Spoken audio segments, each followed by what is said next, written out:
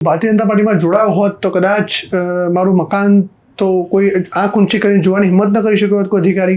ભાજપમાં હોત તો મારી પર એક પણ એફઆઈઆર ના થઈ હોત. ભાજપમાં હોત તો કદાચ મારો પોતાનો કોઈ સારો ધંધો બિઝનેસ કોઈ સારો ચાલતો હોત, ક્યાંક કોઈ કોન્ટ્રાક્ટર સાથે ભાગીદાર થયો હોત ને ઘણા બધા આર્થિક લાભો થયા હોત, સામાજિક લાભો થયા કે જેમને મને ઘરમાંથી બેઘર કર્યો છે એમનો સત્તાથી તો બેદખલ કરીશ. અમારો વ્યવસાય ગાયો છીનવી લીધી અને હવે સરકાર અમારો ઘર છીનવી રહી છે. એટલે આ સરકાર ટાર્ગેટ કરીને આખા ગુજરાતમાંથી માલધારીઓને પાયમાલ કરવા માંગે છે અને માલધારી સમાજને ટાર્ગેટ કરી રહી છે. મારું ઘર તમે બુલડોઝરથી તોડી શકશો, તમારા હિટાચી ને જેસીબી મશીનો મારું ઘર તોડી શકશે, મારા ઈરાદાઓને નહીં તોડી શકે. મારી હિંમતને તમારું આ બુલડોઝર નથી તોડી શકવાનું. સુરત, નવસારી, વલસાડ, તાપી, ડાંગ એક જ કેસ, સેમ કેસ એ 5 જગ્યા કર્યો. કારણ કે એક જગ્યા કરે તો 1 દિવસ 2 દિવસ ગુજરાતની અંદર ઓબીસી એસસી એસટી ઉપર જ દાદાનું બુલડોઝર ફરે છે અને ઓબીસી એસસી એસટીને બરબાદ કરી રહ્યું છે. ગુજરાતની અંદર 30 વર્ષથી ભારતીય જનતા પાર્ટીનું શાસન એને અનહદ લોકોની અંદર ઝેર ભર્યું છે, જાતિ વચ્ચે. અને હિન્દુ મુસ્લિમ વાળી કેસેટ તો એમની જૂની થઈ એટલે હવે એ લોકો જાતિઓમાં ઘૂસ્યા છે. આજે ગુજરાતની અંદર દેશની અંદર કોઈ પણ પત્રકાર હોય એ પત્રકાર પણ સરકારની સામે અવાજ ઉઠાવે તો એની સામે તપાસો મૂકવામાં આવે, જેલમાં પૂરી દેવામાં આવે, એને તોડી દેવામાં આવે. ડેવલપમેન્ટનો મતલબ એ નહીં કે લોકોનો વિનાશ કરીને વિકાસ કરવો. વિકાસ એ સમાવેશી પ્રક્રિયા છે, દરેકને સાથે લઈને ચાલવાની પ્રક્રિયા છે. એ તમારા શહેરના 100 લોકોને બેઘર કરશો અને ત્યાં તમે રોડ બનાવશો તો એ 100 લોકો તો બરબાદ થઈ ગયા. આ 28 વર્ષનો છોકરો સ્વમાનથી મજબૂતેથી આ સરકારની સામે રોજ ઉઠે છે, રોજ બોલે છે, સરકારની સામે સવાલ ઉઠાવે છે, લોકોને જાગૃત કરવાનું કામ કરે છે. એટલે આને કચડી નાખો, આને તોડી નાખો. કુછ લોગ હોતે हैं जो बिखर जाते हैं और कुछ होते हैं निखर जाते हैं. છેલ્લા કેટલાય સમયથી ગુજરાતમાં તમે બુલડોઝર આ શબ્દ બહુ સામાન્ય થઈ ગયો છે. એક યુવાન આ જે બુલડોઝર દ્વારા જે કાટમાળ, જે ઘરને કાટમાળ બનાવી દેવામાં આવ્યા હોય તેના પર ઊભા રહીને બોલ્યા કરે છે. આવા વિડીયો તમે અનેક જોયા હશે. એ યુવાન આપણી સાથે છે કપિલ દેસાઈ, યુથ કોંગ્રેસના રાષ્ટ્રીય પ્રવક્તા છે. તેમની સાથે વાત કરીશું. કપિલભાઈ, સ્વાગત છે તમારું સોમાન પર. Thank you. સૌથી પહેલા તમારું જે ઘર તોડી પાડવામાં આવ્યું, ડિમોલેશન કરવામાં આવ્યું, બુલડોઝર ફેરવી દેવામાં આવ્યું, એના વિશે વાત કરો. શા માટે તમારે ત્યાં સુધી બુલડોઝર પહોંચ્યું? ચોક્કસથી બુલડોઝરની કાર્યવાહી લગભગ ગુજરાતના તમામ લોકોએ, ગુજરાતના ખૂણે ખૂણે મારી ઘરની ડિમોલેશનની કામગીરી જોઈ. પણ ડિમોલેશન કેમ થયું વારંવાર કહેતો છું હું. ના તો મારો કોઈ ભૂતકાળ, કારણ કે હમણાં ડિમોલેશન તમે જોયું હોય તો અસામાજિક તત્વો ઉપર ફરતું હોય, કોઈ બુટલેગરના ઘરે, કોઈ દાદાના ઘરે, કોઈ લુખા તત્વના ઘરે ફરતું હોય. ના તો હું બુટલેગર ભૂતકાળમાં રહેલો છું, ના તો કોઈ દાદાગીરી લુખાગીરી ક્યારે કરી છે જીવનમાં. કોઈને મેં મતલબ આંખ ઊંચી કરીને પણ મેં ક્યારે કોઈની સામે નહીં જોયું. પ્રેમથી રહેવાવાળો માણસ છું, ગાંધી ચિંધ્યા માર્ગે અને ગાંધી વિચારોથી ચાલવાવાળો માણસ છું. ને મારું ઘર કેમ તોડવામાં આવ્યું?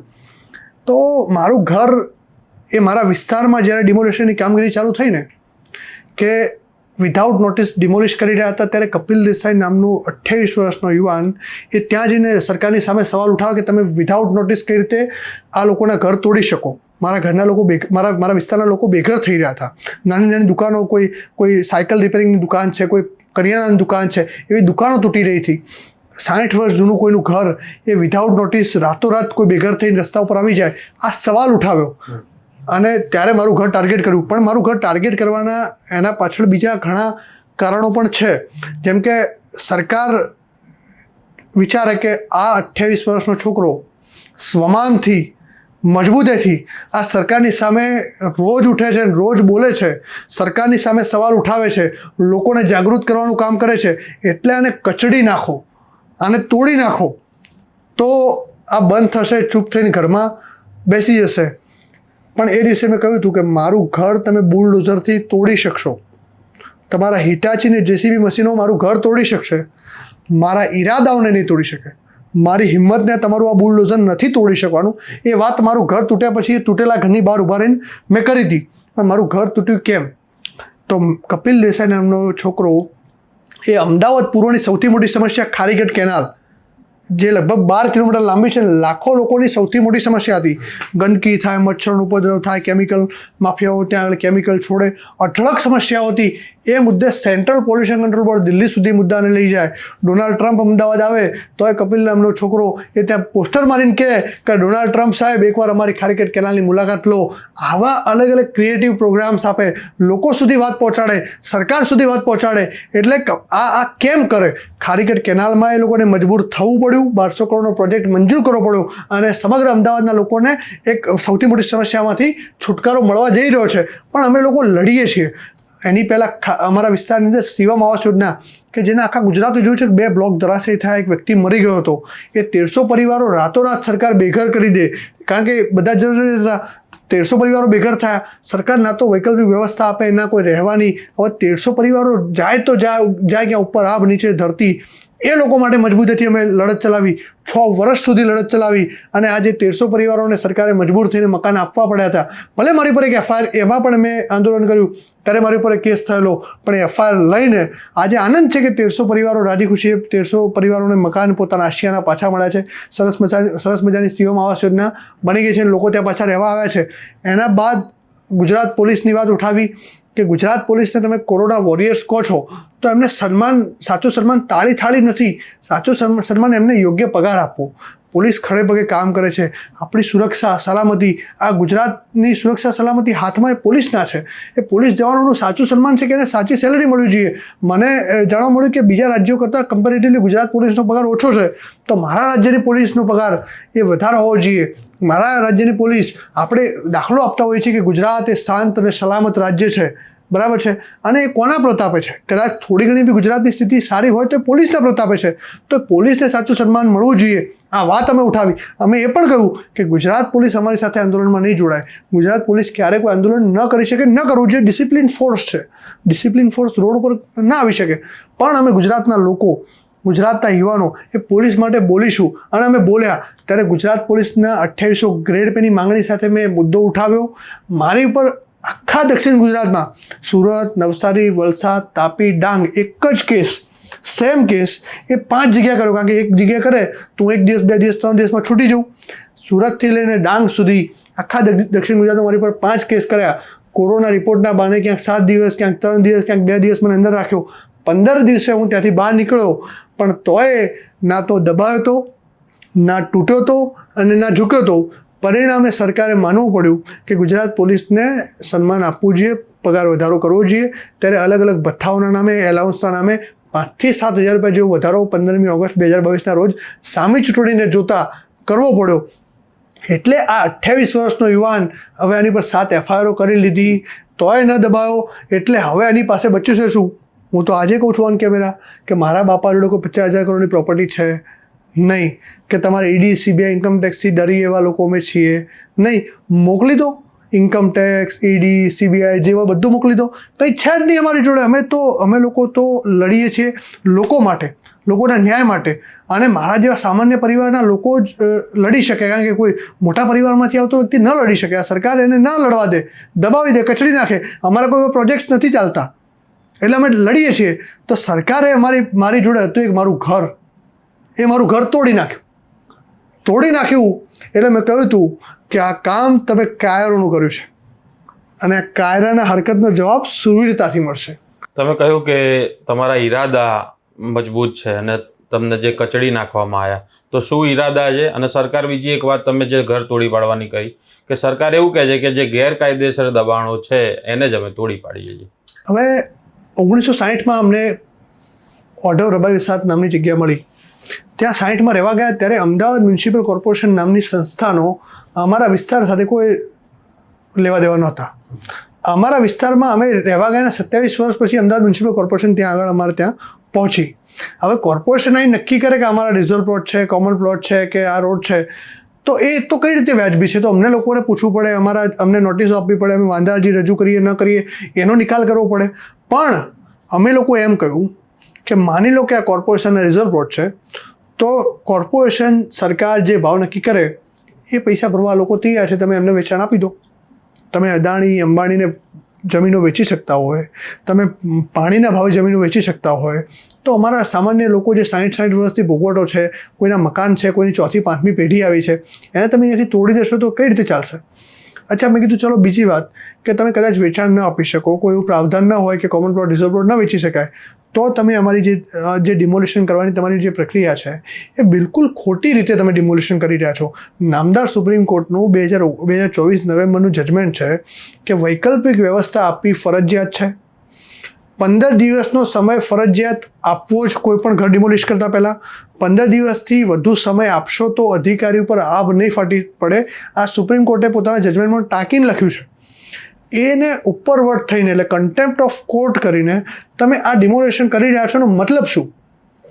બીજી વાત, કોમન પ્લોટ રિઝર્વ પ્લોટના નામે તમે ડિમોલેશન કરવાનું કહો છો, વિકાસ કરવાની વાત, તો 2019માં તમે જે કોમન પ્લોટ ખોલ્યા હતા, આ જે મેદાન છે ત્યાં શું કરી લીધું તમે? શું ઉખાડી લીધું તમે? ત્યાં કોઈ બિલ્ડિંગ બનાવી, ત્યાં બગીચો બનાવ્યો? ત્યાંનો જે હેતુ હતો જે કોમન પ્લોટનો એ સિદ્ધ કરો. પહેલાં તમે જે કોમન પ્લોટ ખોલ્યા છે ત્યાં વિકાસ કરી દો, પછી અહીંયા વિકાસ કરવા આવજો. વાત તો વ્યવહારિક વાત એ જ છે કે તમે જે કોમન પ્લોટ ખોલાવીને મૂક્યા છે અમારા, ત્યાં તમે જે બનાવવાની વાત છે ત્યાં તે બનાવો. ત્યાં ગાર્ડન હોય તો ગાર્ડન બનાવો, ત્યાં લાઇબ્રેરી હોય તો લાઇબ્રેરી બનાવો. જે અમારી સુવિધાની વાત છે પહેલાં ત્યાં સુવિધા આપી દો, પછી અહીંયા આવો. બીજી વાત કે 1 દિવસની નોટિસમાં તમે કોઈને બેઘર કરશો તો એ માણસ રાતોરાત જશે ક્યાં? અને અમે ત્યાંથી વાત ઉઠાવી કે ગુજરાતની અંદર ઓબીસી SC ST ઉપર જ દાદાનું બુલડોઝર ફરે છે અને ઓબીસી SC STને બરબાદ કરી રહ્યું છે. એનું કારણ તમને સમજાવું. આજે પણ મારે મકાન જોઈએ છે, મને એનો સોસાયટીમાં મકાન આપશે જ નહીં, મને મળશે જ નહીં. એનું કારણ છે કે ગુજરાતની અંદર 30 વર્ષથી ભારતીય જનતા પાર્ટીનું શાસન એને અનહદ લોકોની અંદર ઝેર ભર્યું છે, જાતિ વચ્ચે. અને હિન્દુ મુસ્લિમ વાળી કેસેટ તો એમની જૂની થઈ, એટલે હવે એ લોકો જાતિઓમાં ઘૂસ્યા છે અને જાતિ વચ્ચે એટલો ભેદ ઊભો કર્યો છે કે મકાન ઓબીસી SC ST સમાજના વ્યક્તિને એનો સોસાયટીમાં મકાન ન મળે. અમે મજબૂર છીએ વસાહતોમાં રહેવા માટે, અમે મજબૂર છીએ આવી સરકારી આવાસોમાં રહેવા માટે, અમે મજબૂર છીએ આવી જગ્યાઓમાં રહેવા માટે. અમને મકાન મળશે જ નહીં. પણ કપિલ, હું તમને અટકાવું કે તમે કીધું એમ કે તમે ભારતીય જનતા પાર્ટીની સરકાર સામે લડો છો, એના કારણે આખું જે પરિણામે તમારું મકાન તૂટ્યું, મૂળ કારણ એવું લાગે છે તમને. પણ તો તમે ભાજપમાં જતા રહ્યા હોત અથવા તો ભાજપમાં જઈને તમારું ઘર ના બચાવી શક્યા હોત, કારણ કે ત્યાં તો જે જાય બધા વોશિંગ મશીનમાં સાફ થઈ જાય છે. તમારું આટલું ન જવા દે? ચોક્કસ. હું ભારતીય જનતા પાર્ટીમાં જોડાયો હોત તો કદાચ મારું મકાન તો કોઈ આંખ ઊંચી કરીને જોવાની હિંમત ન કરી શક્યો હોત કોઈ અધિકારી. ભાજપમાં હોત તો મારી પર એક પણ FIR ન થઈ હોત. ભાજપમાં હોત તો કદાચ મારો પોતાનો કોઈ સારો ધંધો બિઝનેસ કોઈ સારો ચાલતો હોત, ક્યાંક કોઈ કોન્ટ્રાક્ટર સાથે ભાગીદાર થયો હોત ને ઘણા બધા આર્થિક લાભો થયા હોત, સામાજિક લાભો થયા હોત, એ વસ્તુ બનત. પણ હું ગાંધી વિચારધારાને માનવાવાળો વ્યક્તિ છું, હું સરદાર પટેલની વિચારધારાને માનવાવાળો વ્યક્તિ છું અને હું ડૉક્ટર બાબા સાહેબે બનાવેલા એ બંધારણની રક્ષા કરવા માટે કોંગ્રેસ પાર્ટીમાં જોડાયો છું.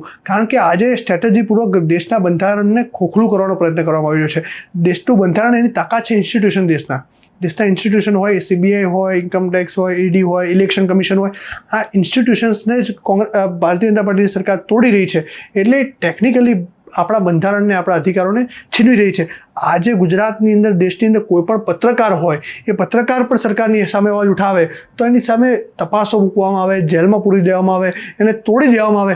આ સ્ટ્રેટેજીપૂર્વક આ દેશની અંદર આપણને મૌલિક અધિકાર છે બોલવાનો, પત્રકાર જોડે વિશેષ અધિકારો છે બોલવાના, લોકોની અવાજ પહોંચાડવાના. આપણને આઝાદી અપાવી કોને? તો એ બે છાપાઓની જ્યારે શરૂઆત કરી, જ્યારે ગાંધીજી જેવા વ્યક્તિઓ પોતે પત્રકાર બનીને છાપાઓમાં લેખો લખવા પડ્યા, ત્યારે લોકો જાગૃત થયા હતા. પત્રકાર એ દેશનો આપણો લોકશાહીનો ચોથો સ્તંભ છે. 3 સ્તંભ હોય, ચોથો સ્તંભ ના હોય તો પડી જાય. એટલે આજે ટેકનિકલી સરકાર આ તોડી રહી છે, એની સામે અમે લોકો અવાજ ઉઠાવી છે. હું કોંગ્રેસની વિચારધારાને માનું છું. કોંગ્રેસની વિચારધારા સર્વોદયની વિચારધારા છે, સર્વનો ઉદય થાય એ વિચારધારાને માનું છું, એટલે કોંગ્રેસ પાર્ટીમાં જોડાયેલો છું. મેં તુષારભાઈ પહેલાં પણ કહ્યું હતું, મારું ઘર તોડી દીધું છે. મારું ઘર આજે એક તોડ્યું છે. કદાચ મારા આવા 10 ઘર તોડશે ને તોય હું ઝૂકવાનો નથી. હું મજબૂતાઈથી લડવાનો છું. મારા તૂટેલા ઘરની બહાર ઊભો રહીને હું એ વિડીયો બનાવ્યો હતો ને બોલ્યો હતો. આજે તો ઠીક છે કે મેં કીધું હતું કે આ કારણનું કામ છે, અમે સુરવીરતાનું કામ કરીશું. અમે લડ્યા તો એના પરિણામ સ્વરૂપે અમારી 4 વસાહતોના 1100 પ્લોટ એટલે 2500 જેટલા પરિવારોને આ સરકારે મજબૂરન કાયમી હક આપવા માટે વાત કરવી પડી છે, કારણ કે આખા ગુજરાતની અંદર અવાજ ઉઠ્યો, આખા ગુજરાતના લોકોને મેં જાગૃત કર્યા. અને હું કોંગ્રેસ પાર્ટીમાં છું તો ગૌરવ સાથે છું કે હું જ્યાં પણ લડ્યો છું ત્યાં લોકોનું કામ થયું છે, લોકોનું ભલું થયું છે. કારણ કે હું અવાજ ન ઉઠાવત તો કદાચ ખારીકટ કેનાલ આજે પણ એ ગંદકી લોકો સહન કરી રહ્યા હોત ને ગંદકીમાં કદાચ કેટલાય વર્ષો વિતાવવા પડત. કદાચ એ 1300 પરિવારો જે સીએમ આવાસ યોજનાના બેઘર થયા હતા એમના માટે કદાચ કોઈ અવાજ ન ઉઠાવી હોત અને 1300 પરિવારો રસ્તે રઝળતા ક્યાંક ફૂટપાથ ઉપર રહેવા માટે મજબૂર થયા હોત. એ ગુજરાત પોલીસના જવાનોના કદાચ પરિવારો જેમને 5 થી 7 હજારનો પગાર વધારો થયો છે, એમાં અનેક લોકોએ મહેનત કરી છે. કોન્સ્ટેબલો હોય, નીલમબેન હોય, પંડ્યાજી હોય, એ અનેક લોકોએ આની અંદર ભોગ આપ્યો છે. એ યજ્ઞમાં મારી પણ એક થોડી આહુતિ હતી, એનો પણ એમને ક્યાંક ફાયદો થયો છે. એટલે હું જ્યાં લડું છું ત્યાં લોકોનો ફાયદો થાય છે. અને હું તો કહું છું સરકારને કે અમે લોકો કેમ લડવું પડે? 156 સીટ સાથે સરકાર છે, પંચાયતથી લઈને પાર્લામેન્ટ સુધી તમારું રાજ છે, તો લોકોના કામ કરો, લોકહિતના કામ કરો. 30 વર્ષથી તમને ગુજરાતની જનતા માથે બેસાડીને ફેવરે છે. વડાપ્રધાન આજે વડાપ્રધાન બન્યા હોય તો ગુજરાતીઓના લીધે બન્યા છે. ગુજરાતની જનતા એમને મુખ્યમંત્રી વારંવાર ન બનાવ્યો તો આજે વડાપ્રધાન પદ સુધી પણ ન પહોંચત. તો જ્યાં સાચી વાત છે ત્યાં તમે અવાજને કચડી નાખવાની જગ્યાએ અવાજ તમે એ વાતનું નિરાકરણ લાવો. હમણાં જ ઘટનાક્રમ જોયો કે પ્રશાંત દયાળ સાહેબ જે પત્રકાર છે એમને મુદ્દો ઉઠાવ્યો કે અહીંયા દારૂ વેચાઈ રહ્યો છે, તો એ દારૂ ત્યાં રેડ કરીને એમને જેલમાં નાખવાની જગ્યાએ પ્રશાંત દયાળને ઉપર તમે તપાસ બેસાડો તો કેટલું વ્યાજબી? એનો મતલબ શું? તો તમે મુદ્દો સોલ્વ કરો. લોકોને કચડી નાખવાનો મતલબ શું? જે અવાજ ઉઠાવે એને કચડી નાખશો તો મુદ્દો પૂરો થઈ જવાનો છે. ગુજરાતની અંદર આજે સૌથી મોટો પ્રશ્ન છે ડ્રગ્સનો. ગુજરાતનો યુવાન એને સરકાર રોજગાર આપવાની જગ્યાએ ડ્રગ્સ આપી રહી છે. આજે સૌથી હાઈએસ્ટ ડ્રગ્સ એ ગુજરાતમાં પકડાઈ રહ્યો છે. સરકાર પોતાની પીઠ જાતે જ થપથપાવે કે અહીંયા ડ્રગ્સ પકડાઈ રહ્યો છે, પકડાઈ તો રહ્યો છે. ડિમોલેશનની જ્યારે આપણે ચર્ચા કરી રહ્યા છીએ તો ડિમોલેશનમાં તો દાદાના બુલડોઝરને જ બતાવવામાં આવે છે. ડિમોલેશનની વાત તો સાઈડમાં રહી જાય છે, કારણ કે હવે બુલડોઝર મહાન બની ગયું છે ને જે ડિમોલેસ્ટ મળવો હોય, જે લોકોના સપના હોય, મકાન જતા રહ્યા, જેમની છત જતી રહી છે, એ મુદ્દો જ નથી. તો આ ડિમોલેશનના પ્રશ્નને તમે કેવી રીતે જુઓ છો? કારણ કે તમે કહો છો કે આ ઘટનાને વિક્ટીમ છો તમે, તો તમે આ ડિમોલેશનની ઘટનાને શોર્ટ એન્ડ સ્વીટમાં તમે શું સમજો છો? રાજકીય એજન્ડા કે બીજું કંઈ? એક્ઝેક્ટલી રાજકીય એજન્ડા છે. ડિમોલેશન એ માત્ર સ્પેસિફિક જાતિઓને ટાર્ગેટ કરીને, સ્પેસિફિક સમાજના લોકોને ટાર્ગેટ કરીને કરવામાં આવે અને બિલકુલ અન્યાયપૂર્વક કરવામાં આવે. અમે તુષારભાઈ ક્યારેય અમે ડેવલપમેન્ટના અગેન્સ્ટ નહીં. હું ક્યારે કોઈ પણ પ્રકારનું ડેવલપમેન્ટ થતું હોય તો એના અગેન્સ્ટ નહીં. ડેવલપમેન્ટ થવું જોઈએ, જરૂરી છે. દેશ માટે, ગુજરાત માટે, શહેરો માટે જરૂર છે, ડેવલપમેન્ટ થવું જોઈએ. પણ ડેવલપમેન્ટનો મતલબ એ નહીં કે લોકોનો વિનાશ કરીને વિકાસ કરવો. વિકાસ એ સમાવેશી પ્રક્રિયા છે, દરેકને સાથે લઈને ચાલવાની પ્રક્રિયા છે. એ તમારા શહેરના 100 લોકોને બેઘર કરશો અને ત્યાં તમે રોડ બનાવશો તો એ 100 લોકો તો બરબાદ થઈ ગયા. તમે 100 ફૂટનો રોડ બનાવશો એ વિકાસ નહીં થઈ જાય. એકચ્યુઅલ વિકાસ છે લોકોનો વિકાસ. તમારા લોકોના, તમારા વિસ્તારના, તમારા શહેરના, તમારા રાજ્યના લોકોનો વિકાસ થશે તો એ શહેરનો આપોઆપ વિકાસ થશે. એટલે ડિમોલેશનની પ્રક્રિયા ન્યાયપૂર્વક થાય. ત્યાં મકાનની સામે મકાન આપવું પડે તો સરકાર પહેલાં મકાનની સામે મકાનની વ્યવસ્થા કરી આપે, પછી ત્યાં આગળ ડિમોલિશ કરે. અચ્છા, જ્યાં ડિમોલિશન કરવાની જરૂરિયાત નથી, જેમ કે મારા ઘરનું ડિમોલિશન કર્યું તો મારા ઘરથી 84 નંબરથી 90 નંબર સુધી 6 જ મકાન પૂરતો રોડ, એ રોડ કોઈ જરૂરિયાત વગરનો આગળ પાછળ બાજુમાં બધે જ રોડ. તો આવી રીતે ખાલી લોકોને રાજકીય રીતે ટાર્ગેટ કરી અને કચડી નાખીને તમે ડિમોલિશન કરો એ ન ચાલે. એટલે સરકાર ભગવાન સદબુદ્ધિ આપે, દાદાને ભગવાન સદબુદ્ધિ આપે. અને આજે જે અહંકારના બુલડોઝર પર સવાલ છે, સમયનું ચક્કર ગોળ છે, ફરવાનું છે, આજે સરકાર નહીં જાગે તો એ ગરીબની હાય, એ આંતેડી જેની કકડી હશે, જેનું આશિયાનું છીનવાઈ ગયું છે, આજે રોડ ઉપર રહેવા મજબૂર છે, એ 50-45 ડિગ્રી ગરમીનો જે સામનો કરી રહ્યો છે, એ વ્યક્તિની એક એક આંસુ એ હુકુમતો બદલી નાખતું હોય છે. એટલે સરકાર જાગે અને આ રીતે ન કરે તેવી પણ વિનંતી કરું છું. પણ કપિલ, એક મિનિટ, ધર્મના આધારે જે ડિમોલેશન હતું એ જાતિના આધારે થવા લાગ્યું એવું તમે કહો છો, પણ રબારી સમાજ એકત્રિત ન થયો હોત તો તમને લાગે છે કે આ લોકોના માટે કોઈ નિષ્કર્ષ સુધી સરકાર ચર્ચા કરવા માટે પણ આવી? કારણ કે રાજ્યભરમાં માલધારીઓએ અવાજ ઉઠાવ્યો હતો ઓઢવની રબારી વસાહતના કારણે. તમે તો બધા લોકો માટે લડી આવું કહો છો. તમારી જે વાત છે બધી સોસાયટીઓ માટે તમે એમને મકાન અપાવ્યા. કારણ કે અમે તો જોયું છે કે રબારી સમાજના આસ્થાના ધામમાં તો પ્રધાનમંત્રી, મુખ્યમંત્રી બધા આવે છે. તો તમારો સમાજ એકત્રિત ન થયો હોત, રબારી સમાજ રસ્તે ના આવ્યો હોત, તો કપિલની લડાઈ ટકી હોત અને બીજા લોકો રબારી સમાજના જે ત્યાં રહેતા હતા, જેમના ઘર તૂટ્યા, એમને ન્યાય મળ્યો? ને ચોક્કસથી. જો લડ્યા વિના ક્યારેક કંઈ મળતું નથી. કંઈ પણ મેળવવા માટે લડવું પડે અને મજબૂતીથી મારો સમાજ જાગૃત થયો. અને અમારો સમાજ એટલા માટે જાગ્યો ખાસ કે રિસન્ટલી સરકાર કાયદો લઈ આવી કે ઢોર રાખવું હોય તો લાયસન્સ રાખવું પડે. સર બી અમે લોકો ક્યાંય રસ્તે રઝળતું ઢોર હોય અને અકસ્માત કરીને કોઈનો જીવ જાય અમે એની અગેન્સ્ટ છીએ. રોડ ઉપર એક પણ ગાય આવે તો એ ન ચલાવી લેવાય ને ગુનેગાર છે, ગાયને ને એના માલિકને બંનેને જેલમાં નાખી દેવા જોઈએ. આ મત અમારો છે. પણ જેની પાસે જગ્યા છે, વાડા છે, ઘરની ગાય રાખવાની જગ્યા છે અને જે એકચ્યુઅલમાં સારી રીતે પશુપાલન કરી શકે છે એને પશુપાલન કરવા દેવું જોઈએ. અમારા ત્યાં ઘણા અમારી રબારી વસાહત છે જે સ્પેસિફિક અમને ગાયો માટે જ જગ્યા ફાળવેલી છે. ત્યાં પણ એ લોકો આવીને અમારી ગાયો લઈ ગયા. અમારી વાત, આખા સમાજની વાત એ હતી કે પહેલાં અમારી પાસેથી અમારો વ્યવસાય, જે અમને બંધારણીય વ્યવસાય કરવાનો અધિકાર છે, અમારો વ્યવસાય ગાયો છીનવી લીધી અને હવે સરકાર અમારો ઘર છીનવી રહી છે. એટલે આ સરકાર ટાર્ગેટ કરીને આખા ગુજરાતમાંથી માલધારીઓને પાયમાલ કરવા માગે છે અને માલધારી સમાજને ટાર્ગેટ કરી રહી છે. એટલે આખા સમાજની અંદરથી અવાજ ઉઠ્યો અને સમાજની અંદરથી અવાજ ઉઠાયો એટલે અમારા ધર્મગુરુઓ અમારી સાથે આવ્યા, એ અમારા કોંગ્રેસ પાર્ટીના તમામ નેતાઓ અમારી સાથે આવ્યા અને આ મુદ્દો આખા વિધાનસભાના ફ્લોર સુધી મજબૂતીથી ગુંજ્યો. ઇવન કદાચ દિલ્હી સુધી આ મુદ્દો મજબૂતીથી ગુંજ્યો અને દેશના વિપક્ષના નેતા શ્રી રાહુલ ગાંધીજીએ પણ આની નોંધ લીધી અને સ્પેશિયલી મને એમને મળવા માટે બોલાવ્યો અને મને મળીને એમને 5 થી 7 મિનિટ જેટલો મને સમય આપી અને આખો ઘટનાક્રમ સમજાવ્યો કે કઈ રીતે ઘટના બનીને શું એના કારણો હતા. ત્યારે મેં મારા ભૂતકાળના આંદોલનોથી લઈ આ મકાનો બચાવની લડાઈ સુધીની વાતો કરી અને એમને સમજાવ્યું કે કઈ રીતે ઓબીસી, એસટી, એસટી સમાજના લોકોને ટાર્ગેટ કરી અને ગુજરાતની અંદર બરબાદ કરવામાં આવી રહ્યા છે. આ વાત એમને મેં સ્પેસિફિક સમજાવી અને એમને આ વાતની ગંભીર નોંધ લીધી. એટલે કે આખી વાત આ નેશનલ લેવલ સુધી પહોંચી.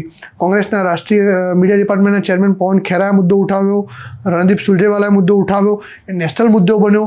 એટલે આ સરકારે ઝૂકવું પડ્યું, સરકારે માંગણીઓ સ્વીકારવી પડી. તમે કહ્યું કે તમે કોંગ્રેસમાં માનો છો, કોંગ્રેસના વિચારોમાં માનો છો. કોંગ્રેસ હવે તમારા વિશે શું માને છે? તમારા જેવા જે લડાયક નેતાઓ છે તો એમના વિશે કોંગ્રેસ શું માને છે? હમણાં છેલ્લે તો અધિવેશન પણ થયું.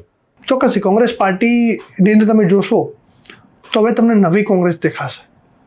અમને બહુ વિશ્વાસ છે અને એક યંગ કોંગ્રેસ દેખાશે.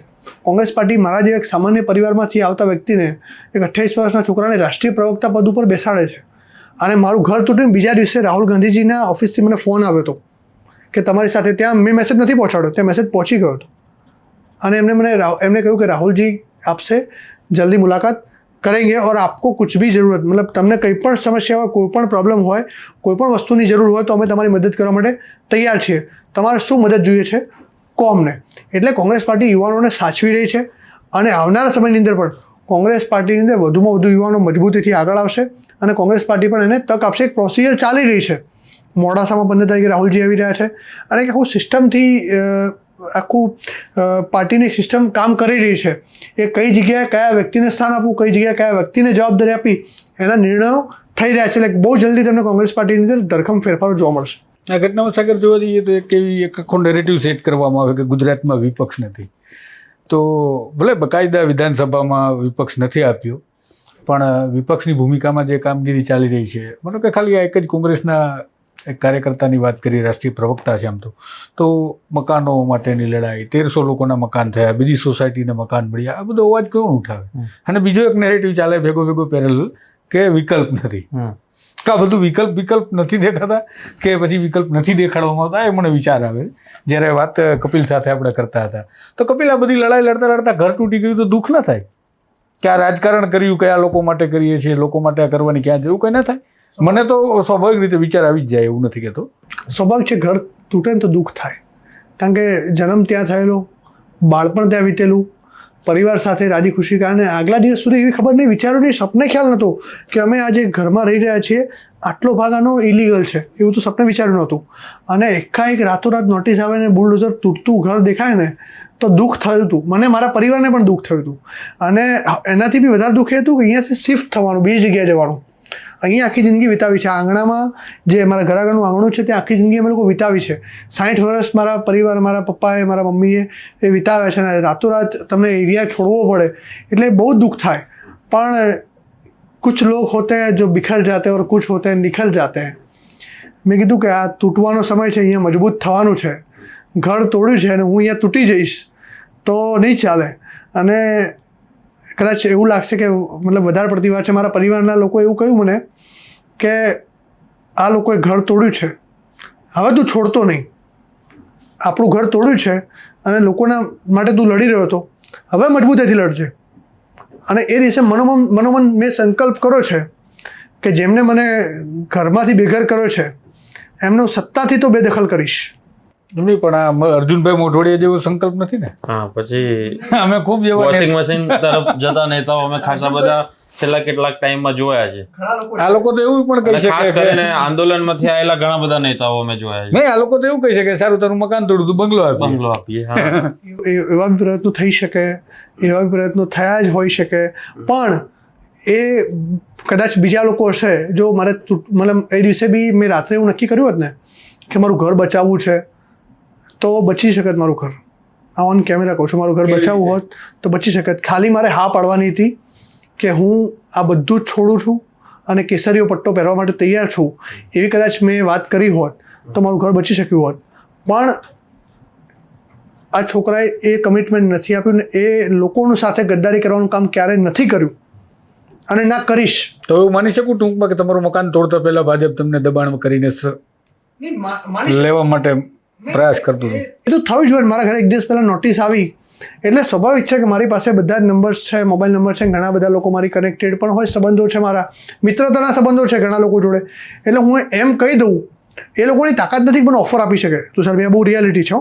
અતિશયોક્તિ કદાચ તમને એવું લાગતું છે, પણ આ એ રિયાલિટી છે કે મને કોઈ એવું કહી શકે એવી કોઈની તાકાત નથી કે મને ઓફર કરી શકે. તમારા જ નેતા શક્તિસિંહના એક ઇન્ટરવ્યુમાં એમણે મને કીધું હતું કે ઓન કેમેરા કે મોદી સાહેબ સીએમ હતા અને અમારી મુલાકાત થઈ ને એ દરમિયાન એમણે કીધું કે દરેક લોકોની એક કિંમત હોય છે, બસ એની કિંમત સુધી પહોંચવું પડે, ખરીદાય તો કોઈ પણ જાય. અને રૂપાણીજી તો એવું કહી ચૂક્યા છે કે આટલામાં તો આખી કોંગ્રેસ આવી જાય. હવે એમને રૂપાણીજીને તો કોણ કેટલા સિરિયસ લે છે ગુજરાતના લોકો એ આપણે જાણીએ છીએ. રૂપાણીજીને કેટલા સિરિયસ લઈએ છીએ તમે, હું કે ગુજરાતના લોકો, એ તો સૌ જાણીએ છીએ આપણે બધા. કોંગ્રેસ પણ હવે તમારા જેવા યુવાનોને સિરિયસ લે છે, કારણ કે આવા નેતાઓ, કારણ કે આપણે ભૂતકાળે જોયો છે અને એક હંમેશા જેટલા લોકો નીકળ્યા એમને સતત એ જ ફરિયાદ કરી છે. એ જયરાજસિંહ હોય, હાર્દિક હોય કે કોઈ પણ હોય, અર્જુનભાઈ હોય, કે તે અહીંયા વેલ્યુ નહીં થઈ. નહીં, વેલ્યુ જો કોંગ્રેસ પાર્ટી દરેકને સમય દરેકને આપ્યું છે અને કદાચ એવું કહેતા હશે તો ખબર નહીં, પણ અતિ મહત્વાકાંક્ષા જ્યારે વ્યક્તિમાં આવે ને, અતિ મહત્વાકાંક્ષા દરેકની હોય. પોલિટિક્સમાં છીએ તો કોઈ એનજીઓમાં તો કામ કરતા નથી કોઈ, બરાબર છે, દરેકની મહત્વાકાંક્ષા હોય. પણ જ્યારે અતિ મહત્વાકાંક્ષા થાય ત્યારે એ ફૂલફિલ ના થાય એટલે એવું લાગે કે અન્યાય થઈ રહ્યો છે. પણ જો એક વસ્તુ છે કે પેલું કે તમે લોકોના કામ કરવા માટે લઈ નીકળ્યા છો, પદ કોઈ મળે કે ન મળે, તુષારભાઈ મારો કોઈ પદ હોય કે ન હોય, પબ્લિક મારી જોડે હશે ને તો ચોક્કસથી હું નેતા જ છું અને નેતા જ રહેવાનો છું. આજે કદર નથી કરી રહ્યા કોઈ વ્યક્તિ મારા પાર્ટીમાં તો કાલે જખ મારીને કરવાના છે. પબ્લિક મારી જોડે હશે તો હું લોકો માટે લડતો હોઈશ ને રોડ ઉપર અને લોકો મારી સાથે જોડાયેલા હશે ને તો પદ દોડતું આવવાનું છે, પદ જોડે નથી જવાનું. અને હું યુવાનોને કહીશ આ માધ્યમથી કે આ ઓપોર્ચ્યુનિટી છે, ગ્રેબ કરવી હોય તો રોડ ઉપર આવો, લડો, સંઘર્ષ કરો, સાચા મુદ્દા ઉઠાવો. કોંગ્રેસ પાર્ટીને જરૂર છે, તમને ચાન્સ મળશે. કોંગ્રેસ પાર્ટી એક પ્લેટફોર્મ આપશે, તક મળશે. તમે આજે કદાચ હું રાષ્ટ્રીય પ્રવક્તાના પદ ઉપર છું, કાલ તમે હશો, હું કોઈ આખી જિંદગી આ પદ ઉપર નથી રહેવાનો. એવા ઘણા પદો છે. કોંગ્રેસ પાર્ટી તો હમણાં યુથ કોંગ્રેસનું ઇલેક્શન લોન્ચ કર્યું છે. ઇલેક્શનના માધ્યમથી તમે વિધાનસભાના પ્રમુખ, જિલ્લા પ્રમુખ, પ્રદેશ મહામંત્રી દરેક પદ ઉપર ડાયરેક્ટલી પહોંચી શકો. એટલે યુવાનો પણ વધુમાં વધુ જોડાશે. અમે પણ પ્રયત્ન કરી રહ્યા છીએ કે વધુમાં વધુ યુવાનો જોડાય અને લોકો લડશે. કોંગ્રેસ પાર્ટીની જરૂર છે અત્યારે. અમારો સ્વાભાવિક છે, હું સ્વીકારું છું કે અમારો કપરો સમય ચાલી રહ્યો છે. સ્વાભાવિક છે કે કોંગ્રેસ પાર્ટીની અંદર 30 વર્ષથી સત્તા નથી ગુજરાતની અંદર અને કોંગ્રેસ પાર્ટીની અંદર કાર્યકર્તાઓની, મજબૂત યુવાનોની, લડવાવાળા લોકોની જરૂર છે. અને કોંગ્રેસ પાર્ટી હવે દરવાજા હું કહું છું વધુ ખોલ્યા છે. અને રાહુલજી અને કોંગ્રેસ પાર્ટી જે પ્રકારે અમારું રાષ્ટ્રીય નેતૃત્વ ગુજરાતની અંદર ઇન્ટરેસ્ટ લઈ રહ્યું છે એટલે ચોક્કસથી કોંગ્રેસ પાર્ટીને મજબૂત કરવાના તમામ પ્રયત્નો કરશે કોંગ્રેસ પાર્ટી. અને કોંગ્રેસ પાર્ટી રાહુલજીએ ચેલેન્જ આપી છે લોકસભાની અંદર કે 2027માં કપિલ, બધા જ ડિમોલેશનમાં કોંગ્રેસ પાર્ટી એગ્રેશન નથી બતાવતી. નહીં બતાવે છે કોંગ્રેસ પાર્ટી કઈ જગ્યાએ નહીં. તમે જો દ્વારકા ડિમોલેશનની અંદર હોય, ગીર સોમનાથની વાત હોય, ગોમતીપુરની ડિમોલેશનની વાત હોય, અંબાજીની ડિમોલેશનની વાત હોય, ચોક્કસ ધર્મના મકાનો તૂટે છે ત્યારે કોંગ્રેસનું વલણ કોણ હોય છે?